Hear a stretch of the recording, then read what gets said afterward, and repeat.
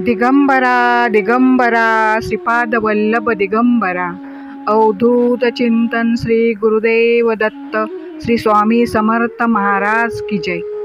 सर्व मंगल्ये मांगल्ये शिवे सर्वाद साधिके शरण्ये त्र्यंबके गौरी नारायणी नमस्तुते। सर्व प्रकारच्या कल्याणासाठी हा मंत्र म्हटला जातो। पितृपक्षानंतर नवरात्री उत्सवाला सुरुवात होईल। गुरुवारी 3 ऑक्टोबर रोजी अश्विन शुक्ल प्रतिपदा शारदीय नवरात्र सुरू होत आहे। सकाळी 9:07 ते 9:30 घटस्थापनेचा शुभ मुहूर्त आहे आणि 3 ऑक्टोबर 2024 रोजी दुपारी 12:18 सुरू होणार आहे ते 4 ऑक्टोबर रोजी मध्यरात्री 2:58 समाप्त होणार आहे।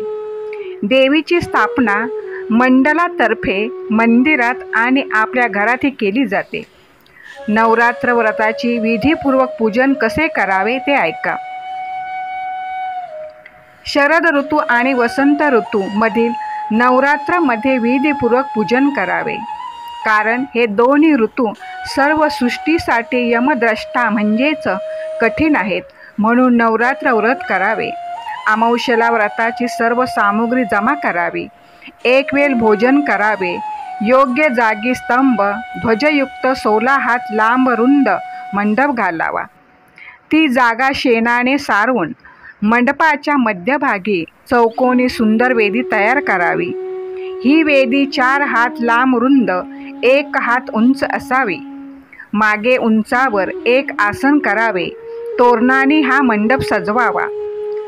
प्रतिपदेला प्राप्तकाली नदी, तलाव किंवा घर यापैकी कोणत्याही ठिकाणी स्नान करावे। प्राप्त कर्म करून बाह्य पूजन करावे। 1, 3, 5 किंवा 9 ब्राह्मणांकडून पाठ सुरू करावेत। हे ब्राह्मण शांत व समाधानी स्वभावाचे असावेत। वेदानुसार प्रथम स्वस्ती वाचक करून वेदीवर सिंहासन करून त्यावर सर्व आयुधाने युक्त अशी देवीची चतुर्भुज मूर्ती स्थापना करावी।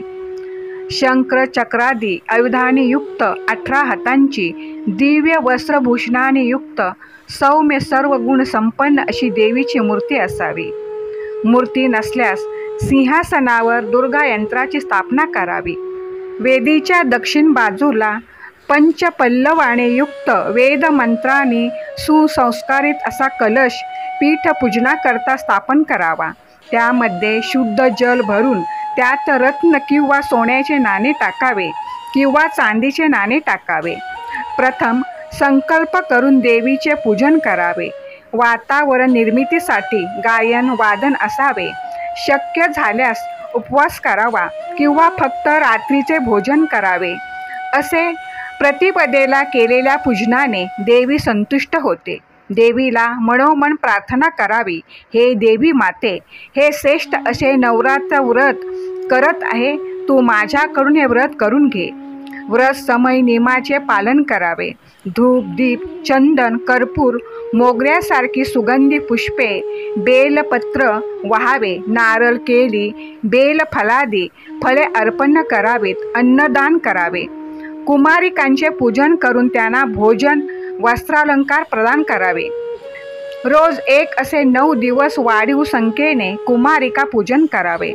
कुमारिका अशी असावी तर 1 किंवा 2 वर्षाची कन्या कुमारिका, 3 वर्षाची कालिका, 7 वर्षाची चंडिका, 8 वर्षाची शांभवी, 9 वर्षाची दुर्गा, 10 वर्षाची सुभद्रा मानली जाते। 10 वर्षापुढील कुमारिका पूजनाला वर्ज्य मानली जाते। अशा कुमारी पूजनाने देवी संतुष्ट होते व भक्ताची सर्व मनोकामना पूर्ण करते।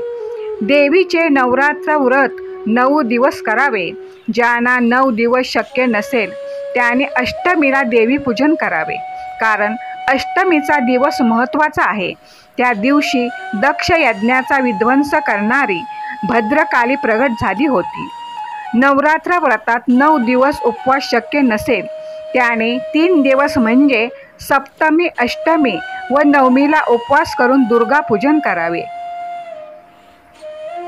वनवासामध्ये असताना श्रीरामाने रावणाकडून सीतेचे अपहरण झाले म्हणून नवरात्र व्रत केले होते. किष्किंधा पर्वतावर हे व्रत सीतेच्या सुटकेची मनोकामना मनी धरून श्रीरामाने केले होते. ज्यांना घरात घटस्थापना करायची आहे त्याने कलशात गंगाजल किंवा जल भरून त्याला मौली धागा बांधावा. या पाण्यात सुपारी, अक्षदा आणि नाणे टाकल्यानंतर कलशाच्या काठावर 5 आंब्याची पाने ठेवावीत. त्यानंतर नारळावर लाल कपडा बांधून कलशावर माता दुर्गेची पूजेसाठी स्थापना करावी. पूजेनंतर तो 9 दिवस त्यांच्यासमोर ठेवावा. श्री स्वामी समर्थ. जय जय स्वामी समर्थ.